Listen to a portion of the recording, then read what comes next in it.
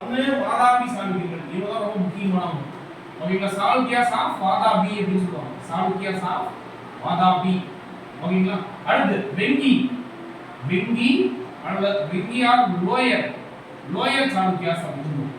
அடுத்து Kalyani. Kalyani or upper. Upper Chalukyas அப்படின்னு சொல்லுவாங்க. ஒண்ணுல வாதாபி சாளுக்கியா தான் ரொம்ப முக்கியமான சாளுக்கியர். வாதாபி சாளுக்கியர்னா ஒரு தலைநகர வாதாபி, வேற ஒண்ணும் இல்லை. அதே மாதிரி வெங்கி சாளுக்கியர்னா ஒரு தலைநகர் என்னவா இருக்கும்? வெங்கி. கல்யாணி சாளுக்கியரோட தலைநகரம் கல்யாணி. அவ்வளவுதான். ஓகேங்களா? இதுல முக்கியமான ஒண்ணே நான் பார்க்க போறோம். அதிகமான இன்ஃபர்மேஷன் எது இருக்குன்னா வாதாபி தான். இதெல்லாம் வந்து பாத்தீங்கன்னா இப்ப எஸ்ஐ பிசில கேட்பாங்கன்னு தெரியல, டிஎன்பிசி எக்ஸாம்ல ரொம்ப முக்கியமான டாபிக்.